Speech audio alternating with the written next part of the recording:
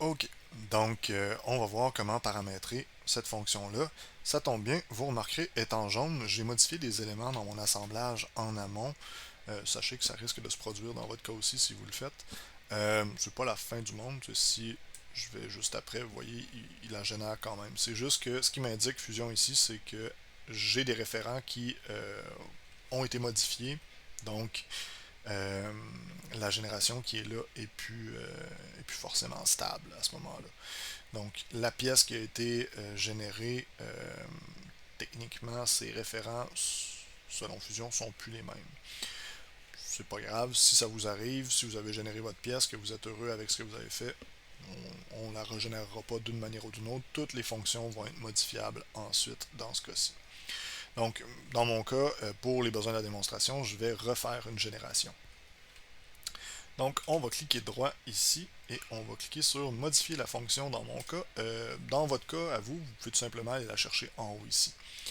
Donc, les faces à connecter sont celles qui sont en bleu à l'écran. Donc, vous voyez les faces euh, sur les petites pièces minces là, que vous avez extrudées à 1,5 mm de mémoire. Donc, on vient sélectionner ces faces-là. Même chose de l'autre côté.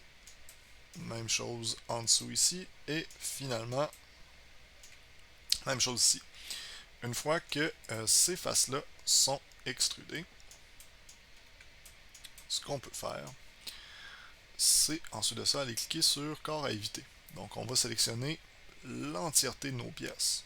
Tous les sous-assemblages, on veut sélectionner tout ça et on va ajouter là-dedans les zones d'exclusion supplémentaires qu'on a fait.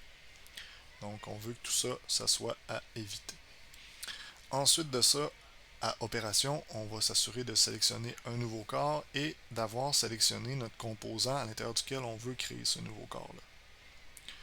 Donc, si vous ne voyez pas le petit point là, qui est au bout ici, c'est le moment ou jamais là, de fermer la fonction et de cliquer dessus. Ensuite de ça, on va cliquer sur générer des formes. Et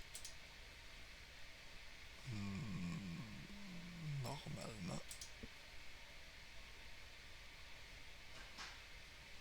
et voilà. Ok, ça va être un petit peu plus long. Donc, il va générer des formes. On va se retrouver dans la prochaine vidéo, le temps de la génération. Lorsque ce sera terminé, là, je vous montrerai un peu de quoi ça a l'air. Je ne vous ferai pas patienter avec ça trop longtemps. Donc, on se retrouve dans quelques instants.